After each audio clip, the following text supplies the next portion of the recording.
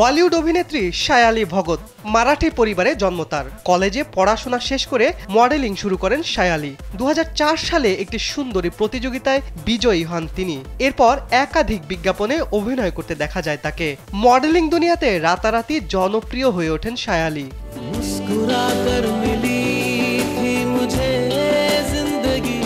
মডেলিংয়ে সফল হওয়ার পরই বলিউডে ক্যারিয়ার গড়তে চান সায়ালি।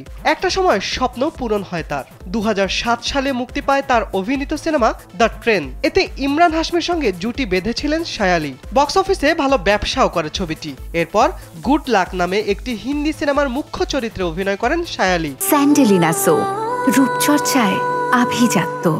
তবে তাতে নজর কাটতে পারেননি এই অভিনেত্রী। 2008 সালে হাল্লা বোল সিনেমার একটি গানে ক্যামিও চরিত্রে অভিনয় করেন সায়ালি। এক পর্যায়ে বলিউডে খুব একটা সুবিধা করতে না পেরে দক্ষিণী সিনেমায় ঝোঁকেন এই অভিনেত্রী। পরে তামিল, তেলেগু ও কন্নড় ভাষার সিনেমায় অভিনয় করলেও দক্ষিণী ইন্ডাস্ট্রিতে ক্যারিয়ার করতে পারেননি তিনি। 2009 সালে পেইং গেস্ট নামে একটি হিন্দি ছবিতে অভিনয়ের সুযোগ পান সায়ালি, কিন্তু বক্স অফিসে সেটি মুখ থুবড়ে পড়ে। এরপর একে একে অনেক সিনেমায় অভিনয় করেন তিনি। 2016 সালে একটি তামিল সিনেমায় অভিনয়ের পর বড় পর্দা থেকে নিজেকে সরিয়ে নেন সায়ালি।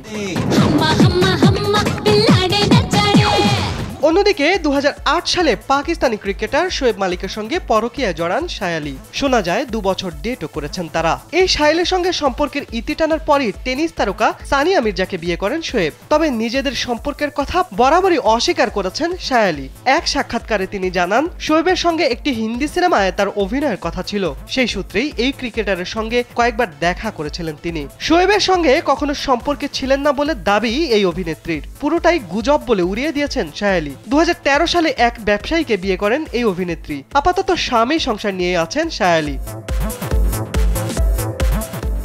শিবলি আহমেদ, কালবেলা।